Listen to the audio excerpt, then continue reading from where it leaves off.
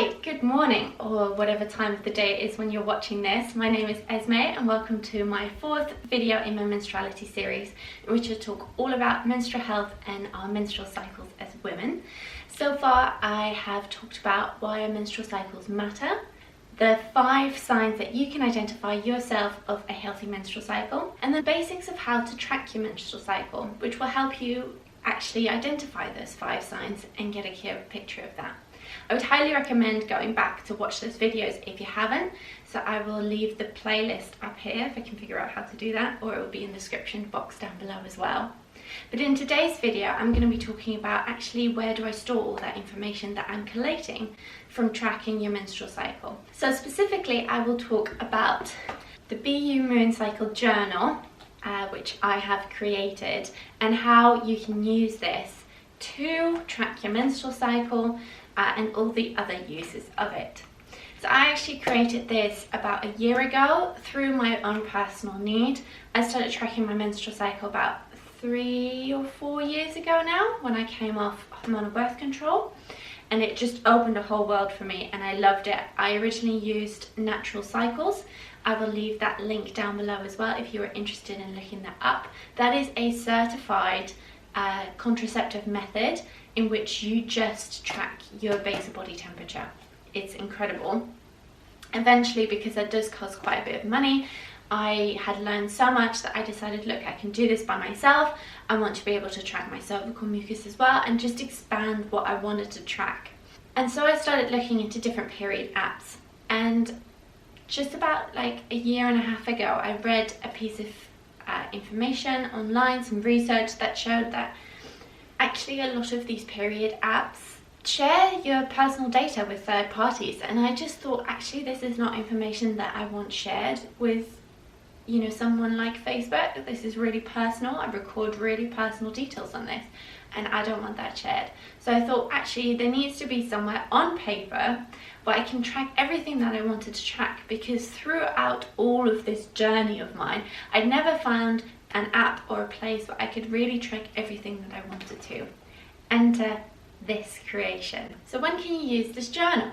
So when this journal might be helpful for you, again, like I said, is when you're collating all of this data of your basal body temperature and your cervical mucus, and you need a place to store it. It's a great way to get to learn more about your menstrual cycle. So when do I bleed? How long is my menstrual cycle? How regular is it? How much do I ovulate? How much cervical mucus do I produce? Really to look at those 5 key signs of health. Again, that is something how I used it as well when I first started tracking my cycle. Through that tracking, I realized that I had a very short luteal phase, and so I was able to, through that, then take steps to improve the length of my luteal phase. Other times and other ways in which you can use this journal is to prevent a pregnancy. So this journal is perfect for using the fertility awareness method because it includes tracking your basal body temperature and your cervical mucus, which will help you identify your fertile window and therefore abstain or use other types of contraception during that window to prevent a pregnancy from occurring. Similarly, it is also great if you want to get pregnant. So when you want to get pregnant, it is equally important to be able to identify that fertile window, to be able to identify those 5 signs of a healthy menstrual cycle, like how long is your luteal phase, how regularly do you ovulate, when do you ovulate, do you produce enough fertile cervical mucus. It can also be a very helpful tool if you are looking to talk to your doctor. So this is something that I've personally done. So this is a printed out version of some of the layouts that are in the journal, which I have taken to my doctor, which show an overview of my menstrual cycle over the last 3 years. You know, when did I ovulate, when did I bleed, how long was my bleed, etc. And it's a great tool to be able to say to your doctor when you go to them and say, look, this is all the data, what can we do with this? What can I do with the problem that I'm having? Because actually my experience has been that when you go to the doctor, they either say, well, you ovulate on day 14, and then I can be like, no, I don't. I don't ovulate anywhere near day 14. But they also often say, okay, well then maybe track. Well, I already have that. You know, how regular has your cycle been? Can you actually show me? When you go and say, I have an irregular menstrual cycle, they say, well, okay, how long was your last cycle? And if you can't go back, they might ask you to keep tracking. and so you already have that data collated in a way that is very clear. Obviously you can record that in the actual journal itself, but if you want, I also have a PDF version which you can download, and then you can print it as often as you like. I just want to give you another tip as well, and that is this book. It's called the Period Repair Manual. I always link this down below, and I'll do that this time as well. This is fantastic. I love this. It's the best troubleshooter ever. If I ever have any problems, I come back to this. The reason why I mention it now is because it also has a fantastic section about how to talk to your doctor about sort of your menstrual cycle health.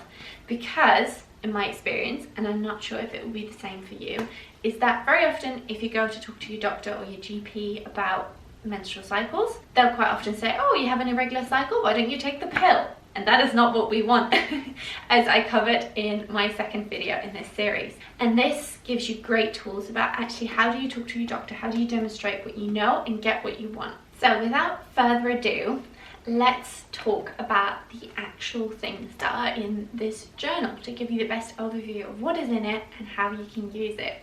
Okay, so as you can see, this is the front cover of the BU Moon Cycle journal, and then this is the back.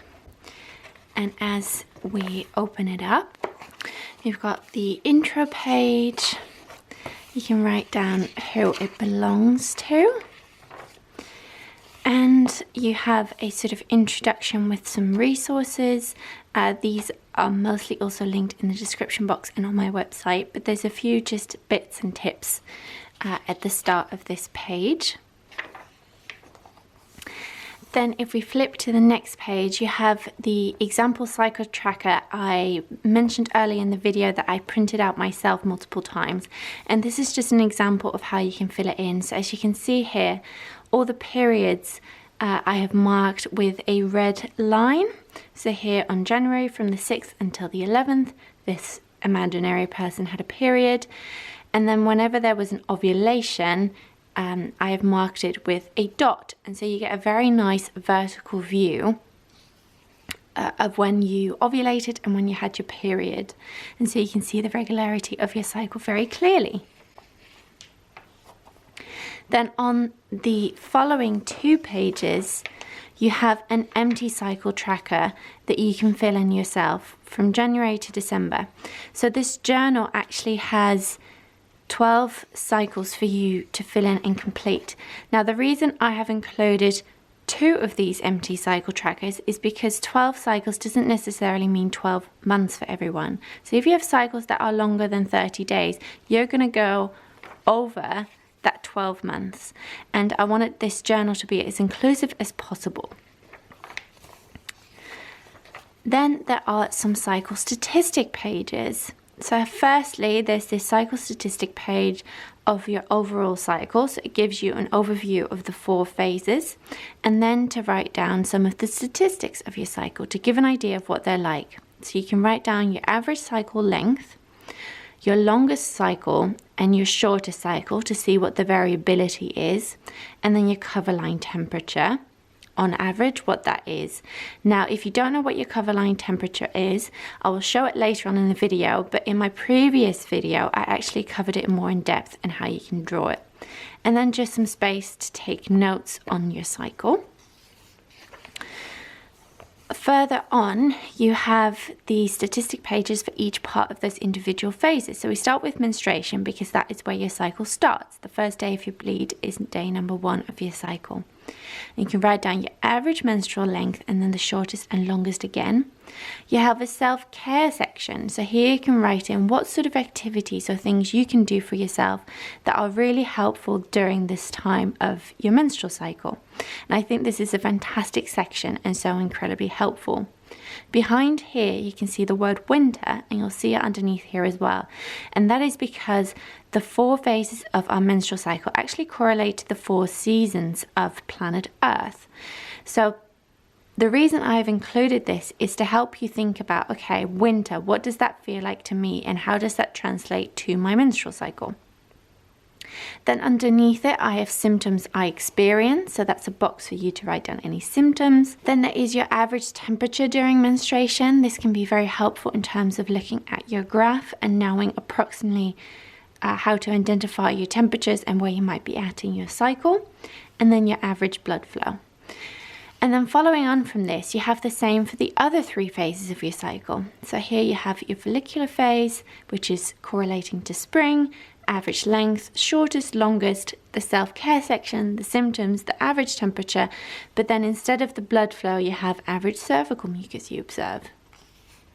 Flipping through, you have ovulation, which correlates to summer, your average ovulation day, and then earliest and latest ovulation, self-care, symptom. And I'll just mention with symptoms that when we think of symptoms, we often think of negative things, but symptoms can be positive as well. So during ovulation, most people actually feel quite fantastic. So a symptom you might write down during this time is waking up and jumping out of bed all excited. So this doesn't have to be a negative section. Average temperature and cervical mucus you observe. And there's lots of space around here to take further notes and to individualize and personalize this. And lastly, you have your luteal phase, which correlates to autumn. Again, average, shortest, longest, self-care, symptoms, temperature, and cervical mucus. Then I'm going to flip through a little bit further to this page. So here you see cycle 1, and this will be where you actually track each individual cycle. And like I mentioned, there's 12 of these in this journal, and obviously if you get the PDF, you can print this as often as you'd like. So here at the top, you can write down the dates of when your cycle started until when it lasted. Then you have this in a graph overview. So at the top, you'll write down the dates. So you can write down, for example, the 2nd of January up here. So you just write a little 2 because up here you'll write that it's January. The weekday it currently is, the moon phase, and then below it, it will say the cycle day. And you'll see it goes from cycle day 1 to cycle day 45. And the reason I let it go until cycle day 45 is again to make it as inclusive as possible. You might have a cycle that only goes up to day 28, and so you wouldn't get anywhere near this, filling this in completely. But if you have a more irregular cycle that you want to get a hold of or maybe understand better, you might need those extra days, and therefore I've allowed for that possibility for it to go on that longer. Then this is the little graph space where on the left hand side you have temperatures where you will log your basal body temperature, and then on the right side we have a cat trying to get in. Then on the right hand side you have your cervical mucus. Below it you have a space to fill in sex, and then there's lines on the side here where you can fill in your own symptoms, and then you can fill in these little boxes as you go along. Now, to show you what this can look like, I've included an example page, and hopefully this will give you an overview of how it will look like, or how it can look like when you actually use the spread and fill it in. So at the top, there's the dates here of when it started until when it lasted. They filled in the dates, started on the 30th of July, and then just kept numbering until the 27th of August, the weekdays, then the moon, where it was at the different days of their cycle, and then obviously the cycle days has already been filled in, and you can see it's 29 days long here, and that means that this part of the graph wasn't used. Then the temperature has been marked with little dots alongside the graph here with the temperatures that indicate where you need to place the dots, and then connected as you go along. And then the cervical mucus or discharge or no discharge or menstruation has been filled in by colouring in the little boxes. So here you can see the first 5 days correlate to menstruation, and then it goes to no discharge, and then you can see as it goes up, it goes all the way to watery. And the cover line has been drawn through the middle, where first half of your cycle almost all temperatures are below, and the second half of your cycle almost all temperatures are above, with ovulation in the middle. Sex has been filled in by little hearts, and then on the side here they filled in some symptoms to track alongside their cycle, and they filled in the boxes whenever they experience them to give them an even deeper insight into their cycle. And then lastly, after this cycle 1 page, or all of these graphs that you can fill in, you have journaling pages. So at the bottom it will say which cycle it is in, so it's easy to locate where you're looking. You can write down the date, and there's 12 of these, and it's a fantastic way to dive even deeper into your cycle. Write down, journal, see what you experience, and get all of the emotions and things out, and act of writing this down, you will gain a deeper insight and start connecting dots between what you're experiencing and what part of your cycle you are in, until you get to the next cycle. So that is this moon cycle journal. I hope that gives you an overview. Obviously, all of this will be included in the PDF version as well. So that will be all for today from me. Thank you so much for watching the 4th installment, I guess, in this Menstruality series. I have lots more ideas for topics I want to cover in this series, but please leave me any requests down below if you are wanting to see particular things, if you have certain questions or topics you'd like me to cover. And also, I'd love it if you have any questions. I'm happy to answer them. Again, the comment section is great, but it's quite public, and I understand that if there's specific questions you might want them to be more private, and that is totally fine. So I recommend clicking the link in the description box on either my Instagram or my website. On the website there's a contact form you can fill in, and we can talk via email. On Instagram, DM me, get in touch. I'd love to chat. I've had some great back and forth already with some women from a cycle course I've been involved in. Instagram works perfectly because we can do the voice message, which is so much easier to explain, and I've been really able to help. So yeah, if you have any questions about the material, or you're getting started tracking and you are unsure of how to continue and how it works, and you know, it's quite overwhelming, it's a lot, so how do you actually do this? Just get in touch with me and I'd love to help. So thank you so much for watching today, and I look forward to seeing you in the next video. Bye.